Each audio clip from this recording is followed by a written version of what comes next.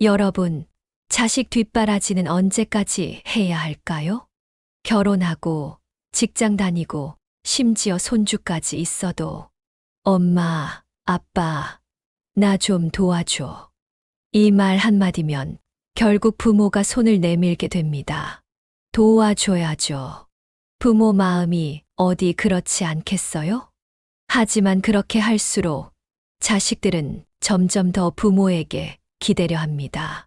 그럼 부모는요? 나이 들수록 더 힘들어지고 마음까지 지쳐갑니다. 저는 올해 69, 세 아들을 키우면서 평생 이 고민을 안고 살아왔습니다. 그런데 요즘 들어 이 고민이 더 깊어졌어요. 큰아들은 결혼까지 했는데도 여전히 돈을 빌려가고, 둘째는 이혼 후 감정적으로 기대며 하루에도 몇 번씩 전화를 걸고, 막내는 직장도 다니면서 부모 도움을 당연하게 여깁니다. 여러분도 이런 적 있으시죠? 도와주고 싶은 마음은 굴뚝 같지만 이게 정말 맞는 걸까요? 오늘은 제가 이 고민 끝에 깨달은 소중한 지혜를 나누려고 합니다. 무조건 다 들어주는 게 아니라 세 가지에 없는 척으로 자식들과의 관계가 놀랍게 변화된 이야기입니다. 이 이야기를 들으시면 여러분도 분명 자식들과의 관계를 새롭게 바라볼 수 있을 거예요. 자식 사랑이 깊어서 더 힘들어진 부모 마음. 이제는 현명한 방법으로 풀어가 보아요. 이야기를 시작하기 전에 구독과 좋아요 꾹 눌러주세요. 여러분의 노후가 더욱 행복해지는 지혜를 얻으실 수 있습니다. 오늘의 이야기 시작하겠습니다. 그동안 저는 이런 생각을 했어요. 아이들이 크고 결혼하고 자리 잡으면 이제야 좀 편해지겠지.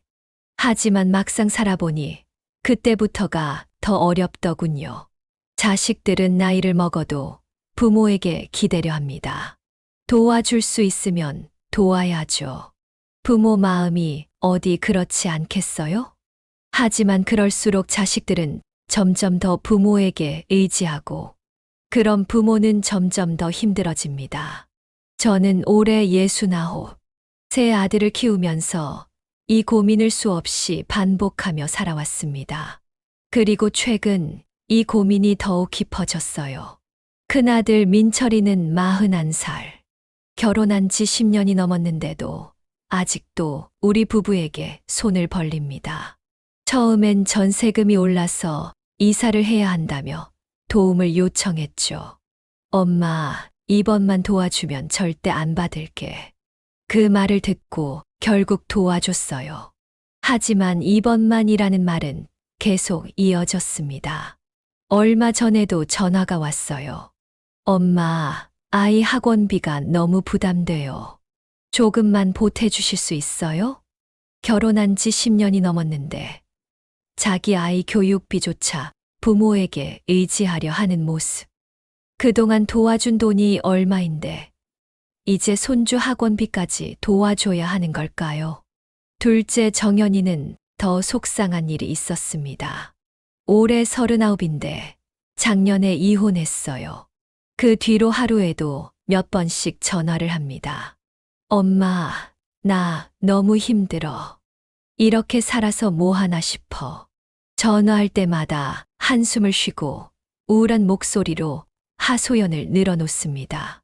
처음엔 아들이 안쓰러워서 매번 위로해주고 힘내라고 말했어요. 하지만 1년이 지나도록 변한 게 없었습니다. 이혼 후 다시 일어서려 하기보다 모든 걸 포기한 채 부모에게 기대는 모습. 그게 너무 안타까웠습니다. 저는 아들이 조금씩이라도 앞으로 나아가길 바랐는데 정연이는 혼자 있는 게 외롭다며 부모를 찾기만 했습니다. 이게 정말 아들을 위한 길이 맞을까요? 막내 준상이는 35. 직장도 다니고 월급도 받는데 아직도 용돈을 받아야 한다고 생각합니다. 엄마, 요즘 물가가 너무 올라서 생활이 빠듯해요. 용돈 좀 부탁해요. 이 말이 이제는 너무 익숙합니다. 어려운 시기이니 도와주고 싶은 마음도 있지만 늘 당연하다는 듯이 손을 내미는 모습에 한숨이 나왔어요. 그러던 어느 날 갑자기 이런 말을 하더군요. 엄마, 차를 바꾸려고 하는데 도와주시면 할부금 부담이 줄어들 텐데. 이제는 자기 월급으로 감당해야 할 것들까지 부모에게 의존하려 합니다. 여기까지 와서야 깨달았습니다. 남편과 저는 이제 이른을 바라보는 나이. 열심히 일하며 모아둔 노후 자금으로 조용히 여생을 보내고 싶었습니다. 하지만 새아들은 여전히 우리를 믿고 의지하려 합니다. 부모가 돕고 싶은 마음은 당연하지만 이렇게 계속 받아주는 게 정말 맞는 걸까요? 특히 요즘처럼 물가가 오르고 의료비 부담까지 커지는 시기에는 우리 부부의 노후가 불안해질까 걱정도 됐습니다. 남편은 제게 한마디 했어요. 여보, 이제는 우리도 우리 살 길을 찾아야 하지 않겠소? 그 말을 듣는 순간 마음이 덜컥 내려앉았습니다. 그렇습니다. 자식들을 위해서라도 이제는 다르게 대처해야겠다는 생각이 들었습니다. 더 이상 무조건 들어주고 받아주는 게 아니라 현명한 방법으로 자립심을 키워줘야겠다. 이제야 진짜 부모로서 해야 할 일을 알게 된 거죠. 그래서 저는 큰 결심을 했습니다. 새 아들에게 새로운 방식으로 대하기로 한 겁니다. 못 들은 척, 바쁜 척, 돈 없는 척. 이 세 가지 방법을 실천해 보기로 했어요. 처음에는 과연 효과가 있을까 걱정도 됐지만 지금이 변화가 필요한 순간이라는 걸 깨달았습니다. 첫 번째로 실천한 것은 못 들은 척이었어요. 민철이가 또 전화를 걸어왔을 때부터 시작했습니다. 엄마, 저기, 아이들 학원비 때문에 그러는데. 민철이의 목소리가 조심스러웠어요. 처음엔 마음이 흔들릴 뻔했지만 이번에는 달랐어요. 저는 일부러 잘 들리지 않는 척했어요. 응, 뭐라고? 엄마가 요즘 귀가 잘 안 들렸어. 민철이는 한 번 더 말을 꺼냈어요. 학원비가 너무 부담되어서요. 하지만 저는 또 못 들은 척했죠. 아, 학원? 그래. 요즘 학원들이 정말 잘 가르치더라. 내 아이들은 공부를 잘하나 보네? 제가 딴소리를 하니까 민철이가 더 크게 말했어요. 엄마, 제가 지금 학원비 때문에 힘들다고요. 이젠 한숨 소리까지 들리더군요. 그런데도 저는 계속 모른 척했습니다. 아, 그래. 내가 어릴 때는 학원비가 이렇게 비싸지 않았는데. 그건 그렇고, 큰 손주 이번에 그림 대회에서 상 받았다며? 정말 대단하다. 민철이의 목소리가 점점 지쳐갔어요. 하지만 저는 계속 화제를 돌렸어요. 손주들 이야기, 요즘 장보기가 힘들다는 이야기, 동네 소식까지. 결국 민철이가 먼저 전화를 끊더라고요. 엄마, 나중에 다시 전화할게요. 그 뒤로도 민철이는 몇 번 더 전화를 했어요. 하지만 저는 똑같이 대응했어요. 돈 이야기만 나오면 못 들은 척하고 다른 이야기를 꺼냈습니다. 아이고, 엄마가 잘못 들었나 보네. 지금 바빠서 제대로 못 들었어. 그래, 그건 그렇고 내 동생은 잘 지내니? 처음엔 민철이가 짜증을 내기도 했어요. 엄마, 제 말씀 못 들으신 거예요. 엄마, 왜 자꾸 딴소리 하세요? 하지만 저는 흔들리지 않았어요. 계속 같은 태도를 유지했죠. 그렇게 한 달쯤 지났을까요? 민철이가 변하기 시작했습니다. 어느 날 전화를 걸어와서 이렇게 말하더군요. 엄마, 저 이번에 회사에서 바쁘지 않은 업무를 맡게 됐어요. 퇴근이 빨라져서 아이들을 직접 가르쳐 보기로 했어요.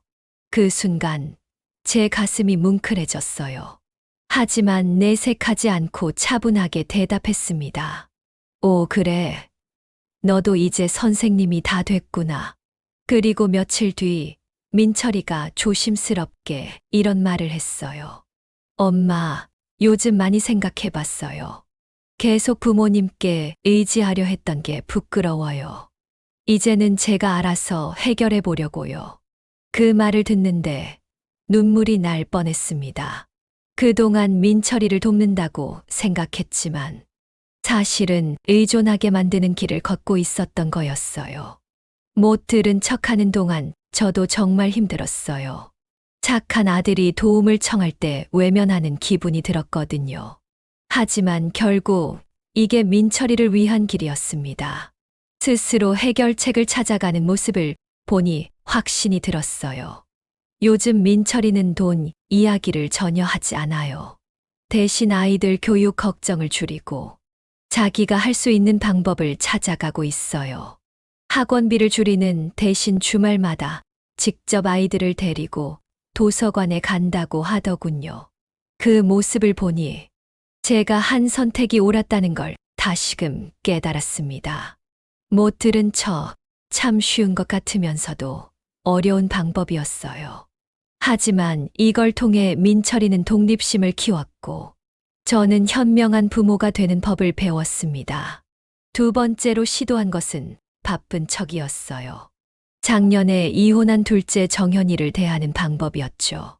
정현이는 이혼 후에 더 자주 전화를 했어요. 아침에도 점심에도 저녁에도 하루에 서너 번은 기본이었죠. 엄마, 나 너무 외로워. 엄마, 이렇게 살아서 뭐하나. 매일 같은 이야기를 반복하면서 우울한 목소리로 하소연을 했어요.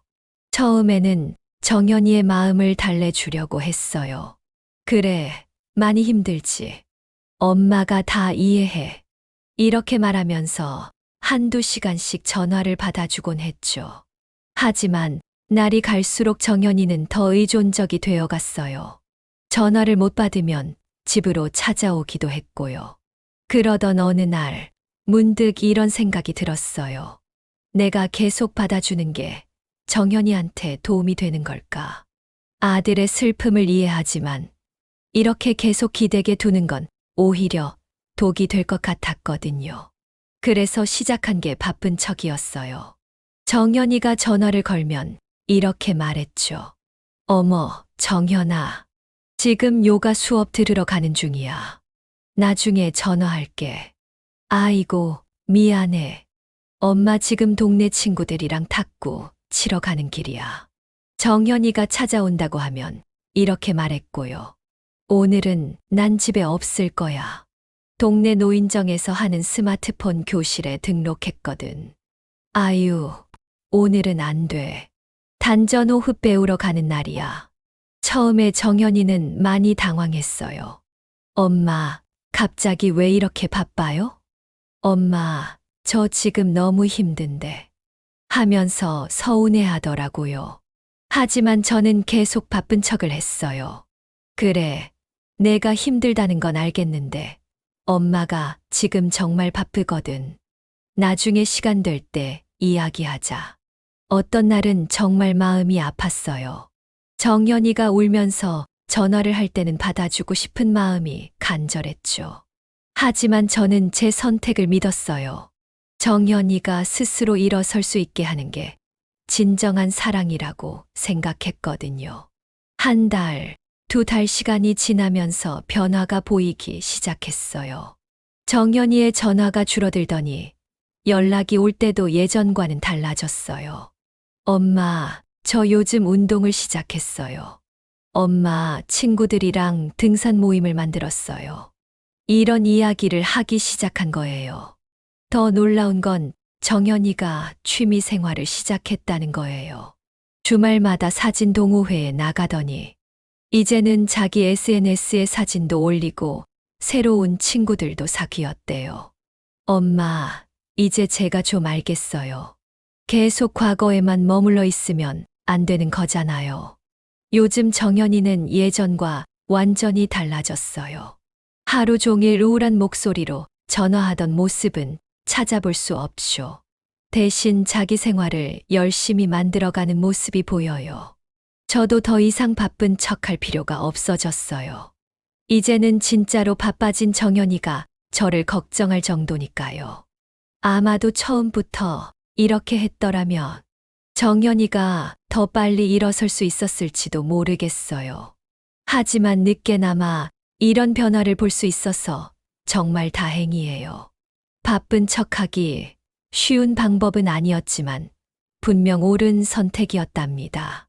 마지막으로 시도한 것은 돈 없는 척이었어요. 막내 아들 준상이를 위한 방법이었죠. 어느 날 준상이가 전화를 했어요. 엄마, 차를 좀 바꿔볼까 하는데. 이번에는 제가 먼저 깊게 한숨을 쉬며 말했어요. 아유, 준상아. 요즘 엄마가 얼마나 힘든지 아니? 왜요, 엄마? 무슨 일 있으세요? 준상이가 걱정스러운 목소리로 물었어요. 저는 기다렸다는 듯이 준비했던 말을 꺼냈죠. 며칠 전에 마트에 갔다가 깜짝 놀랐어. 계란 한 판이 9,000원이더라. 그래서 반 판만 샀어. 김치도 못 담그겠어. 배추값이 말도 안 되게 비싸서. 준상이가 멈칫하는 게 전화기 너머로도 느껴졌어요. 하지만 저는 계속 이야기를 이어갔죠. 아버지랑 나랑 병원에도 자주 가야 하는데 의료보험 적용 안 되는 약값도 만만치 않고 이제 우리도 살기 힘들구나 싶어. 준상이는 한동안 조용했어요. 그러더니 조심스럽게 말을 꺼냈습니다. 그래도 엄마, 아버지랑 평생 모아두신 돈 있잖아요. 이 말을 듣는 순간 저는 준비해둔 대로 더 큰 한숨을 쉬었죠. 그게 말이야. 저번에 주식했다가 반 이상 날려먹었어. 아이고, 내 아버지가 요즘 그것 때문에 밤잠도 못 자. 사실 주식 같은 건 해본 적도 없었어요.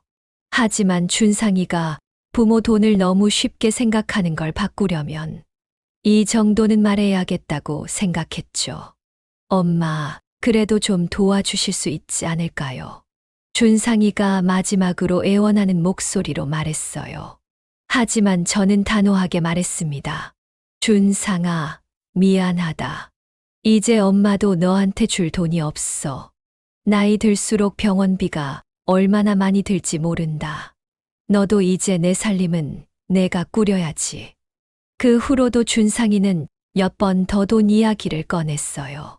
그때마다 저는 더 구체적으로 돈 없는 척을 했죠.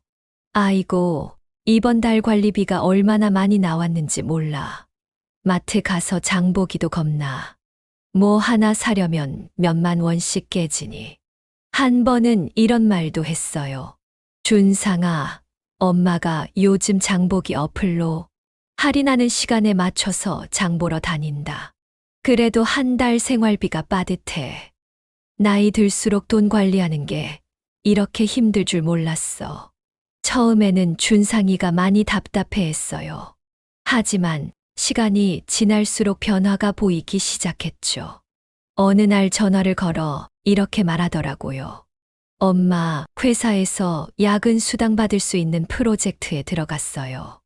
그동안 너무 쉽게 돈을 생각했나 봐요. 또 어떤 날은 이렇게 말하기도 했어요. 엄마, 저도 이제 지출관리 앱으로 돈 관리 시작했어요. 생각해보니까 불필요한 지출이 많았더라고요. 그 말을 들으니 얼마나 뿌듯하던지요. 가장 기뻤던 건 준상이가 스스로 차 구매를 포기했다는 거예요. 엄마, 지금 차도 충분히 좋아요. 무리해서 바꿀 필요는 없을 것 같아요. 이런 결정을 스스로 내리는 걸 보니 제 마음도 한결 가벼워졌어요. 돈 없는 척하기 쉽지 않았어요. 특히 막내라서 더 애틋한 마음에 도와주고 싶을 때도 많았죠. 하지만 이렇게 하니까 준상이가 진정한 경제관념을 배우게 된 것 같아요. 요즘은 오히려 준상이가 저희를 걱정해요. 엄마, 아버지랑 건강검진은 꼭 받으세요. 그건 제가 알아볼게요.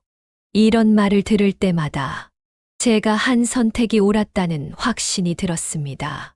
제 아들을 키우면서 가장 힘들었던 건 자식들이 나이가 들어도 여전히 부모에게 기대려 한다는 거였어요. 하지만 못 들은 척, 바쁜 척, 돈 없는 척. 이 세 가지 방법을 실천하면서 놀라운 변화가 찾아왔답니다. 큰아들 민철이는 더 이상 돈 얘기로 전화를 하지 않아요.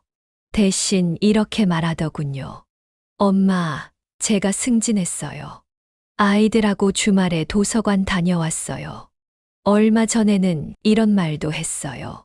엄마, 저희 부부가 재테크 공부를 시작했어요. 이제는 저희 힘으로 살아갈 거예요. 그 말을 듣는데 가슴이 찡했습니다.